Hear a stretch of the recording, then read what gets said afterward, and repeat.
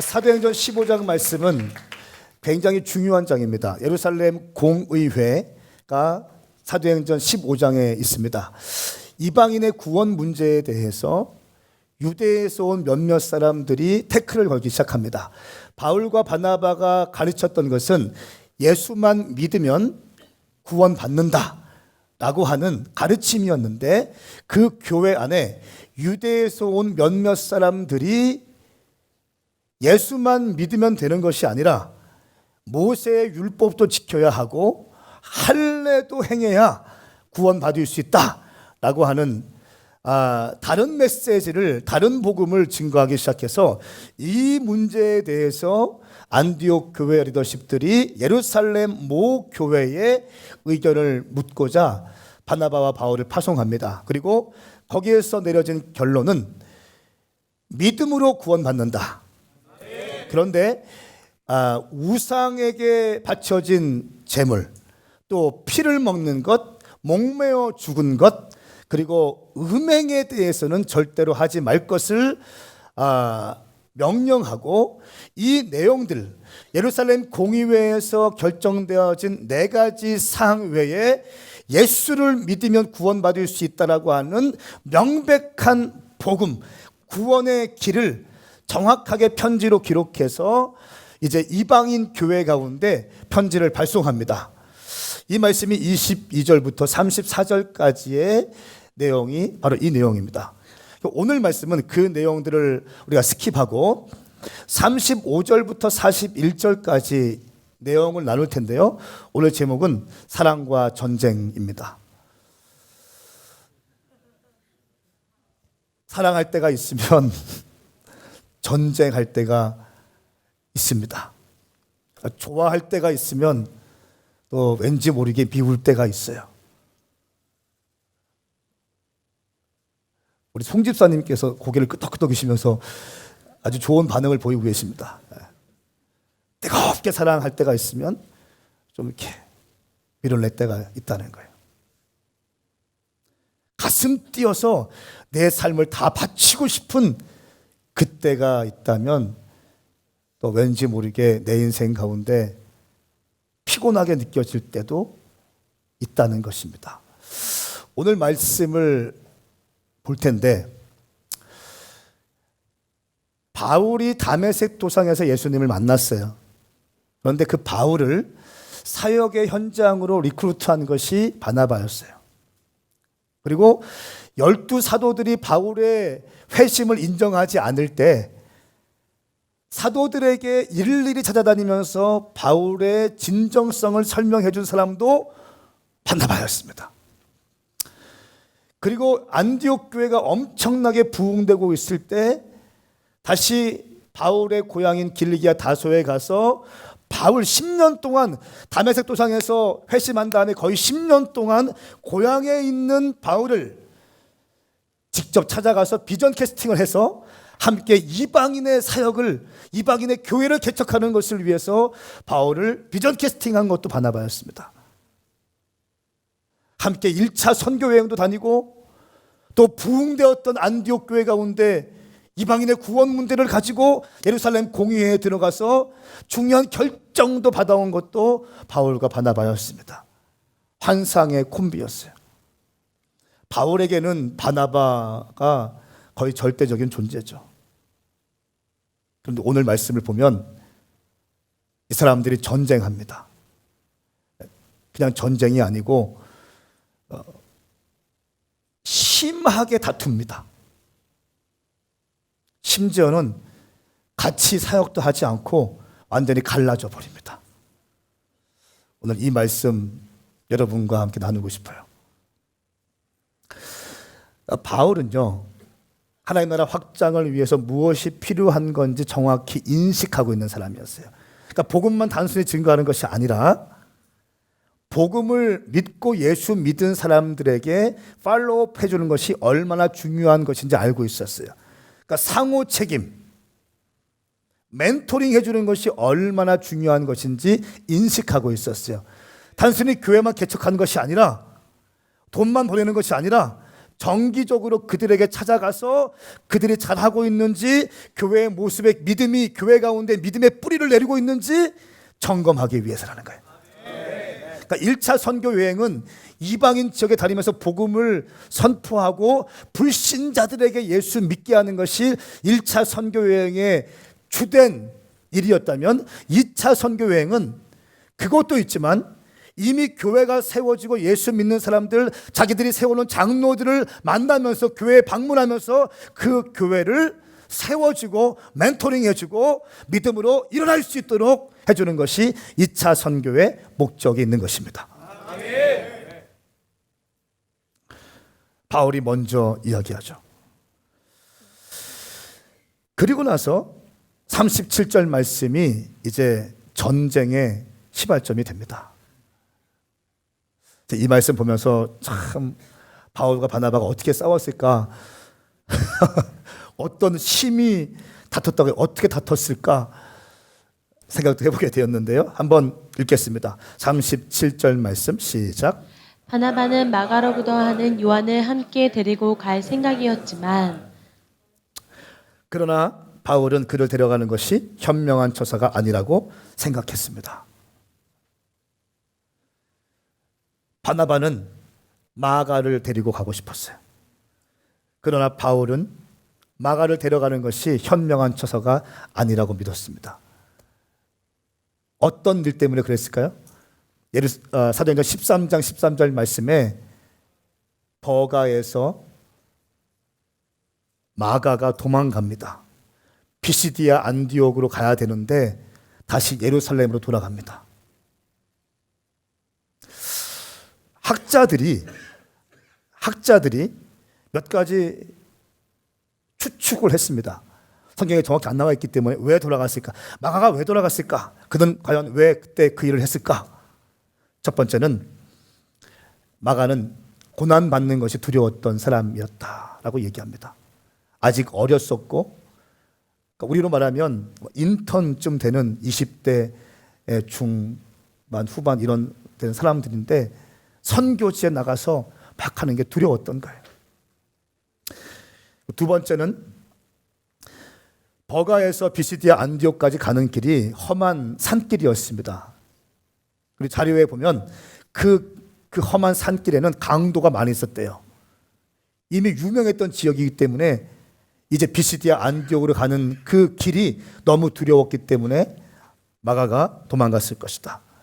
세 번째는 대사도 바울과 함께하면 뭔가 영적으로 어마어마한 것을 볼 수 있었고, 바울이 돌파하는 것을 옆에서 볼 수 있을 거라는 기대감 가지고 바울 옆에 붙어 있었는데, 그 전에 바울이 엄청 깨집니다. 돌에 맞고 무너지고 채찍에 맞고 하는 것을 보면서 바울도 별 볼 일 없는 사람이구나 라고 하는 실망감 때문에 도망갔다. 또 어떤 사람은 이렇게 얘기합니다. 바나바는 마가의 삼촌입니다. 그런데 초대교회의 영향력은 바나바가 있었는데 13장에 선교가 시작되면서 바울이 영향력을 갖기 시작합니다.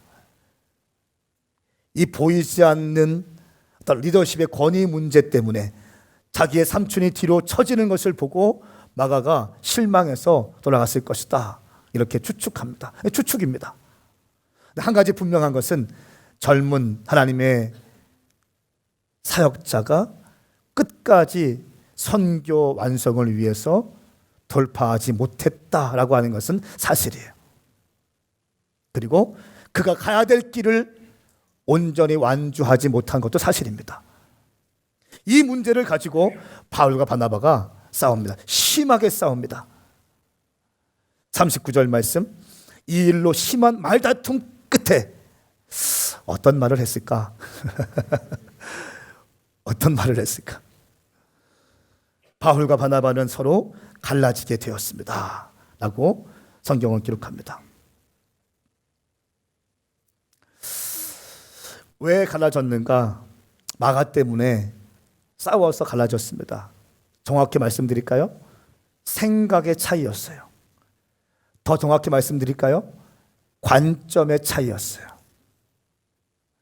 생각의 차이가 관점의 차이가 환상적인 팀 사역을 했던 바울과 바나바 사이를 가르게 되고, 한 개의 선교팀에서 바울은 실라를 데리고 바나바는 마가를 데리고 선교를 떠나게 됩니다.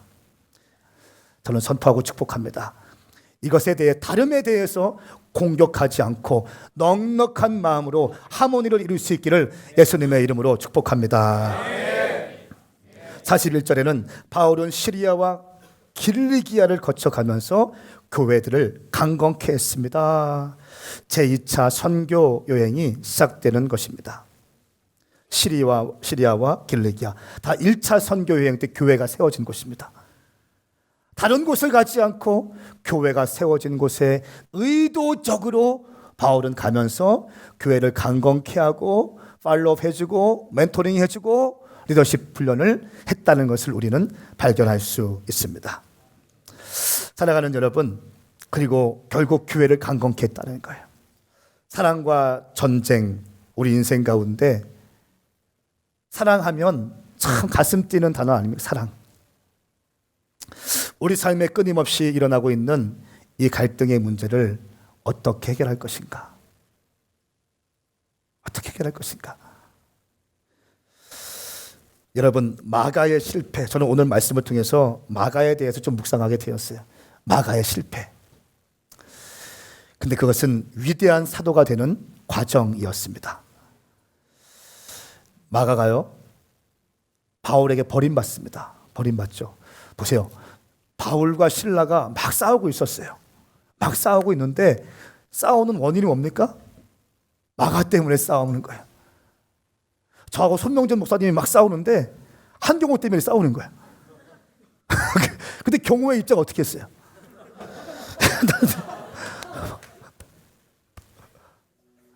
그때 어떻게 했어요? 내가 필요 없는 사람이구나. 나는 이 공동체에 맞지 않는 사람이구나. 이런 마음이 들지 않았겠어요? 마가는 버림받았어요. 바울이 신라를 데리고 갑니다. 근데 전 바나바의 위대한 점은 이 점인 것 같아요. 이 마가를 끝까지 품어내. 그러면서 어떻게 하는 줄 아세요? 기어이 인간을 만들더라고. 기어이 인간을 만들어서 나중에는요, 바울이 늙었을 때 내게 마가를 데리고 오십시오. 마가는 내게 너무 소중한 사람입니다. 이렇게 바울의 입에서 마가를 칭찬하는, 그리고 자기의 바울의 사역에 마가가 필요하다고 마가의 사역을 도움을 요청하는 이런 일들이 벌어지게 되는 것입니다. 그리고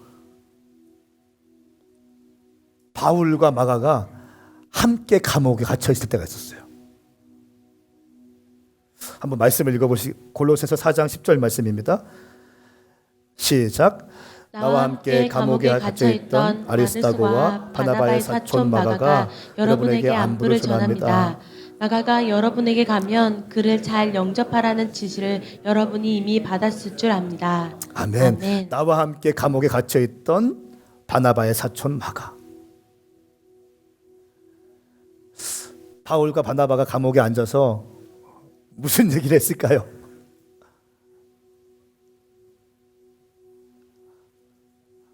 미안해.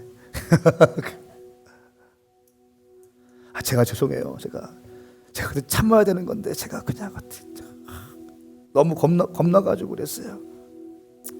아니야, 내가 너 그냥 같이 가야 되는데 미안해. 마가는 제가 거기 통과했어야 되는데 그걸 통과 못했어요. 너무 죄송해요. 너무 죄송해요. 끌어안고 막 그랬을 거예요. 그렇지 않아요? 합리적으로 생각되지 않습니까? 뜨겁게 막 그랬을 거예요.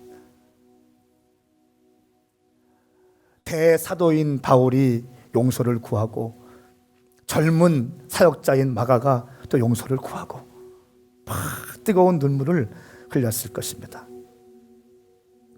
그리고 이 마가가요, 하나님의 위대한 사도 베드로의 영적인 아들이 됩니다.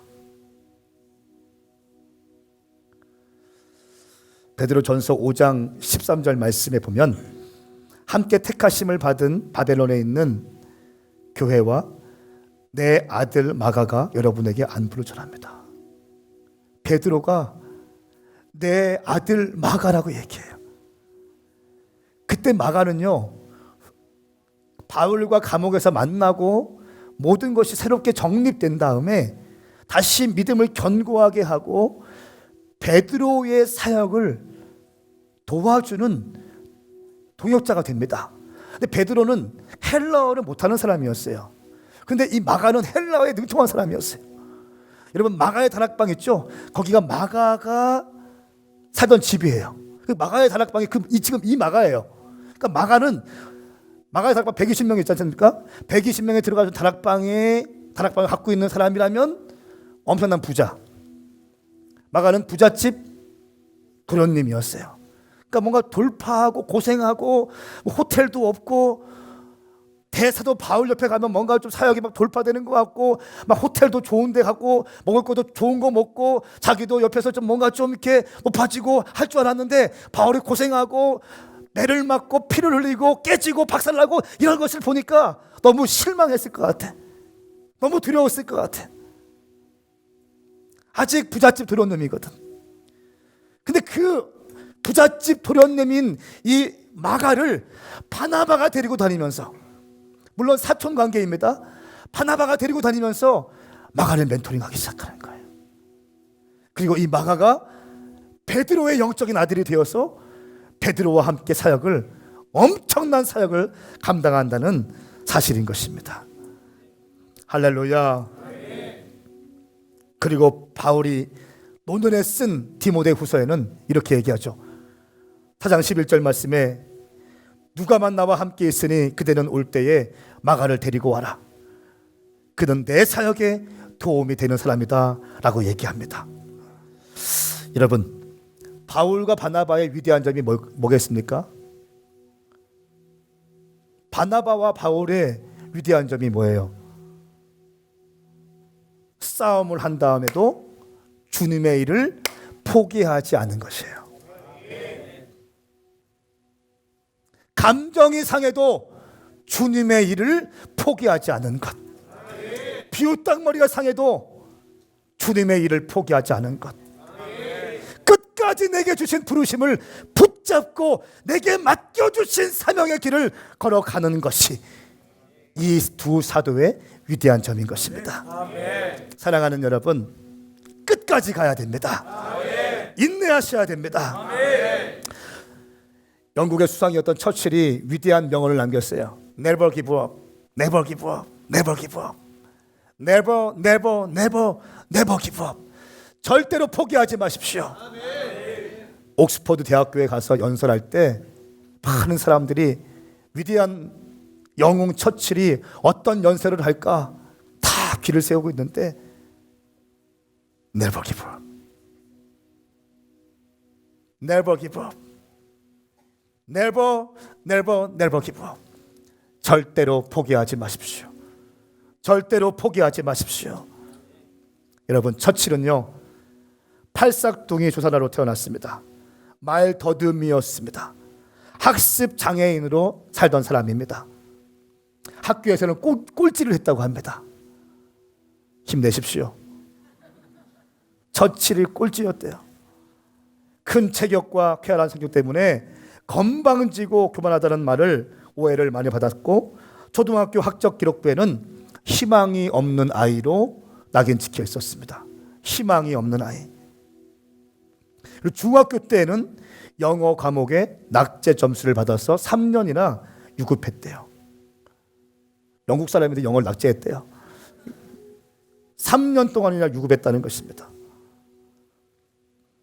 결국 캠브리지나 옥스퍼드 대학에 입학할 수 없어서 육군사관학교에 입학하게 되고, 거기도 2번이나 낙방하게 되고, 정치인으로 입문했던 첫 선거에서도 낙선하고 기자 생활을 하다가 다시 도전해서 당선되었다고 합니다. 이런 사람이 결코 포기하지 마십시오. 결코 포기하지 마십시오. 제가 예전에 본 그림이 있는데요. 한번 그림을 보여주시겠어요? 여러분, 이 그림은 누가 지금 상위 포지션에 있는 것 같습니까? 누가 주도권을 쥐고 있는 것 같아요? 네? 황새인 것 같으세요? 근데 개구리가 황새의 모가지를 지금 비틀고 있잖아. 절대로 포기하지 마십시오. 당신의 영혼을 쉽게 빼앗기지 마십시오. 당신에게 주신 비전을 절대로 놓치지 마십시오. 바울의 가장 큰 후회가 있었을 것입니다. 바울이 정말 주님께 완벽히 헌신했는데 노년이 되어서 후회하는 것 한 가지가 있었을 거예요. 내가 그때 바나바에게 왜 그런 말을 했을까? 사실 그 싸움이 있은 후 바울은 2차, 3차 여행 가면서 하나님의 교회를 막 세우고 개척합니다. 그런데요, 오늘 읽었던 본문 말씀 이후에 바나바의 흔적은 사라집니다. 바나바는 성경에서 사라지고 역사 그 어떤 자료에도 존재하지 않습니다.